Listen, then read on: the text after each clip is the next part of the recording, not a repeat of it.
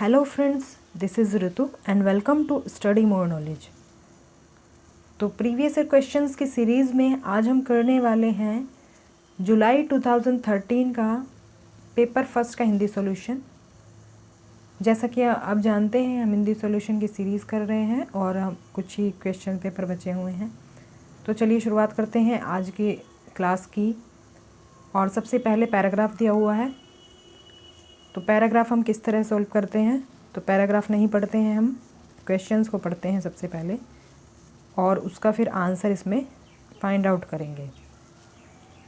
First question is, लेखक के लिए किसका शिक्षण प्राप्त करना ज़रूरी है। पैराग्राफ में देख लेते हैं इसका आंसर। तो समाज में पाठशालाओं, स्कूलों अथवा शिक्षा की दूसरी दुकानों की कोई कमी नहीं है। छोटे से छोटे बच्चे को माँ बाप स्कूल भेजने की जल्दी करते हैं। 2-2.5 साल के बच्चे को भी स्कूल में बिठाकर आ जाने का आग्रह भी हर घर में बना हुआ है। इसके विपरीत हर घर की दूसरी सच्चाई यह भी है कि कोई भी माँ बाप बालकों की सही शिक्षा के बारे में और साथ ही सच्चा एवं अच्छा माता पिता अथवा अभिभावक होने का शिक्षण कहीं से भी प्राप्त नहीं करता। कहने का मतलब ये है इसमें कि सभी को बच्चों को कम एज से ही स्कूल भेजने की जल्दी लग जाती है। जैसे ही बच्चा 2 साल का होता है, 2 या 2.5 साल का होता है, लेकिन कहीं भी अच्छा माता पिता या अभिभावक बनने की ट्रेनिंग नहीं दी जाती है, जो कि होनी चाहिए किसी भी मैरिड लाइफ के बाद। तो इसके बारे में दिया हुआ है। माता पिता बनने से पहले किसी भी नौजवान जोड़े को यह नहीं सिखाया जाता है कि माँ बाप बनने का अर्थ क्या है, किस तरह से बच्चे का पालन पोषण करना है। तो ये ट्रेनिंग कहीं नहीं दी जाती। इससे पहले किसी भी जोड़े को यह भी नहीं सिखाया जाता कि अच्छे और सच्चे दाम्पत्य की शुरुआत कैसे की जानी चाहिए। तो देख लेते हैं कुछ इससे जुड़ा हुआ है हमारा ये पहला क्वेश्चन। लेखक के लिए किसका शिक्षण प्राप्त करना ज़रूरी है। तो लेखक के लिए क्या ज़रूरी है?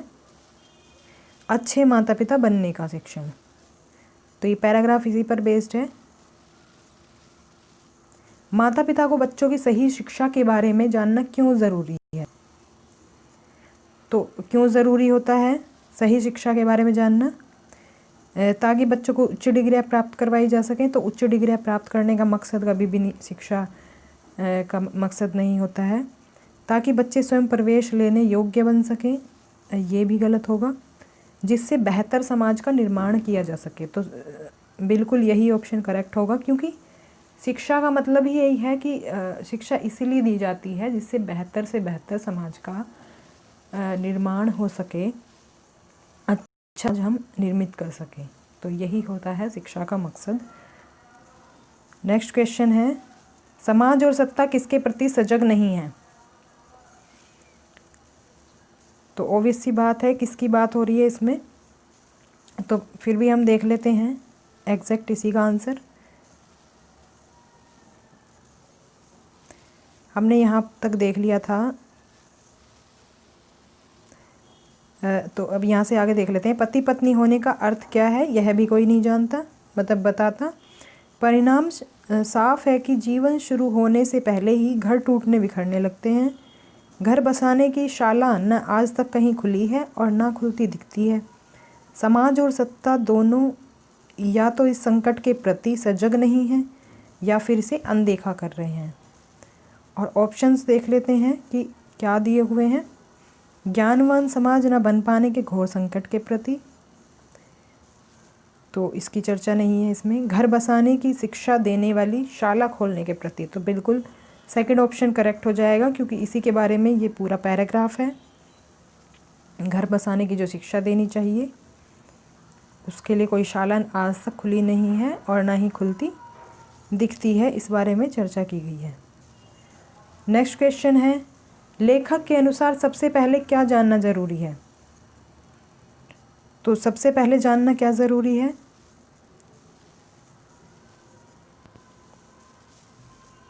इससे पहले किसी भी जोड़े को यह भी नहीं सिखाया जाता कि अच्छे और सच्चे दाम्पत्य की शुरुआत कैसे की जानी चाहिए। और ऑप्शन में दिया हुआ है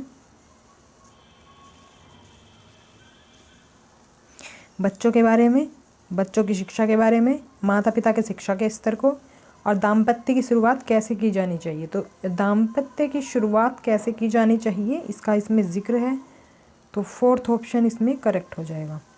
माता पिता शब्द युग्म है, तो शब्द युग्म की बात हो रही है। शब्द युग्म होता है जब दो शब्दों का युग्म होता है, जोड़ा होता है बेसिकली, तो उसी को शब्द युग्म बोला जाता है। दो शब्द एक साथ आते हैं। तो इसमें होगा सार्थक शब्द युग्म। सार्थक क्यों है? क्योंकि इन दोनों का कोई ना कोई अर्थ है, तो ये जिनका कोई अर्थ होता है उनको बोलते हैं सार्थक शब्द। तो सार्थक शब्दों का समूह है ये, युग्म है, तो सार्थक शब्द युग्म कहा जाएगा। बाकी को भी समझ लेते हैं। तो फर्स्ट ऑप्शन करेक्ट हो गया इसमें। निरर्थक किसे कहते हैं? निरर्थक कहा जाता है जिन शब्दों का कोई अपना अर्थ नहीं होता, लेकिन जब उन्हें साथ में यूज़ करते हैं, साथ में उनका प्रयोग किया जाता है, तो उनका एक अर्थ बन जाता है। जैसे एग्जाम्पल के तौर पर देखें, जैसे आलतू फालतू हम यूज़ करते हैं, अनाप शनाप, इस तरह के जो शब्द यूज़ करते हैं हम, वो होते हैं निरर्थक शब्द युग्म। और पुनरुक्त क्या होता है? पुनरुक्त होता है जब एक ही जैसे शब्दों को हम दो बार यूज़ करें। जैसे कि इसमें ही देख सकते हैं आप, ऑप्शन में दिया हुआ छोटे छोटे, तो ये एक ही शब्द दो बार यूज़ हुआ है तो पुनरुक्त कहा जाएगा, क्योंकि ये दोबारा यूज़ हुआ है।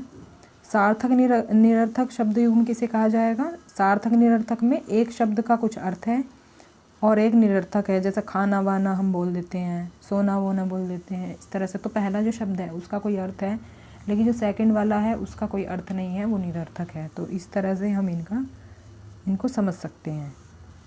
तो इसका तो फर्स्ट ऑप्शन करेक्ट हो जाएगा। ये माता पिता है सार्थक शब्द युग्म।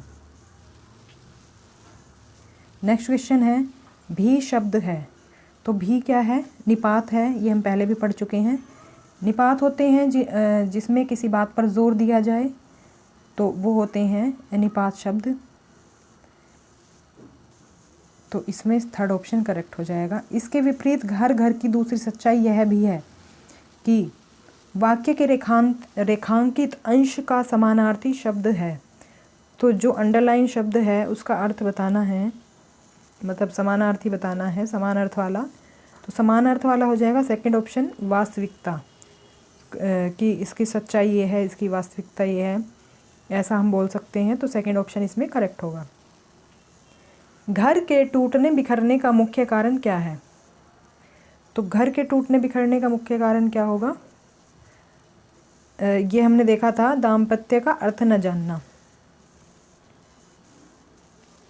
यहाँ से कंफर्म कर लेते हैं एक बार। दाम्पत्य का अर्थ न जानना, ये हो गया यहाँ पर। तो यहाँ पर बात की जा रही है अच्छे और सच्चे दाम्पत्य की शुरुआत कैसे की जानी चाहिए, ये कहीं नहीं सिखाया जाता। पति पत्नी होने का अर्थ क्या है, यह भी कोई नहीं बताता। परिणाम साफ है कि जीवन शुरू होने से पहले ही घर टूटने बिखरने लगते हैं। तो इसका सीधा सा मतलब यही है कि दाम्पत्य का अर्थ ना जानना। सेकंड ऑप्शन करेक्ट होगा। हर घर में किस चीज़ का आग्रह बना हुआ है?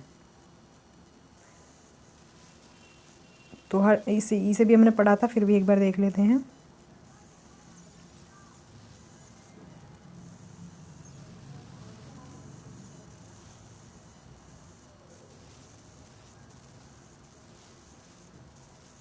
स्टार्टिंग में अगर देखें तो समाज में पाठशालाओं, स्कूलों अथवा शिक्षा की दूसरी दुकानों को कमी। छोटे से छोटे बच्चों को माँ बाप स्कूल भेजने की जल्दी करते हैं। तो जो छोटे बच्चे होते हैं तो उनको स्कूल में भेजने की जल्दी लगी रहती है सभी को।